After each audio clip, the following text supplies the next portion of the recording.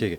अच्छा, बच्चे अक्सर ज़िद करते हैं जी कि फॉर एग्जांपल यही वही टाइम होता है ना जहाँ पर पेरेंट्स, क्योंकि अब उसको बच्चे को स्कूल भेजना भी शुरू हो गए हैं, तो उसी दौरान आउटिंग भी होती है, लोग बच्चे को लेके बाहर जाते हैं। अब जब बच्चे बाहर जा रहे हैं, आजकल बहुत ज़्यादा ऑल टाइम फेवरेट बनी हुई है बच्चों की जिंगर फॉर्म में कोई भी चीज़। मैं समझती जिंगर हूँ। बर्गर है या जिंगर शवारमा है, कुछ भी जिंगर उस तरह की फ्राइड फॉर्म है और इतना ऑयली वो जिस तरह का होता है। तो क्या वो बच्चों के लिए नुकसानदेह है?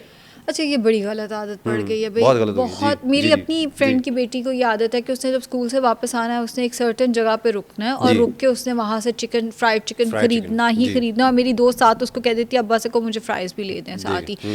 देखिए अगेन, ये वंस इन अ वाइल वाली चीज़ें हैं, इसको प्लीज़ रूटीन का हिस्सा मत बनाएं, क्योंकि इस तरह से आप बच्चे को घर पे चिकन फ्राई करके दे दें। फ्राई नहीं, एक्चुअली आप उसको एयर फ्राई या एयर फिर फ्राई वही कर स्टिक दें या आप उसको बेक कर जी। दें, उसके ऊपर ब्रेड क्रम्स लगा दें। लेकिन जब आप बाहर का इस तरह का तला हुआ तेल इस्तेमाल करते हैं, कुछ जगह हैं जो इंटरनेशनल चेन्स हैं हमारे पास, वो महंगी पड़ती हैं, तो हम देसी जगहों पे रुकना शुरू हो जाते हैं। ये भी बिल्कुल ही गलत प्रैक्टिस है, क्योंकि जितनी देसी जगह है वहाँ पे चेक एंड बैलेंस थोड़ा जी सा कम हो जी जाता जी है हमारे पास। जी जी। आप कोशिश ये करें, आप बच्चे का जो लंच है वो अपने साथ अपनी गाड़ी में रखें।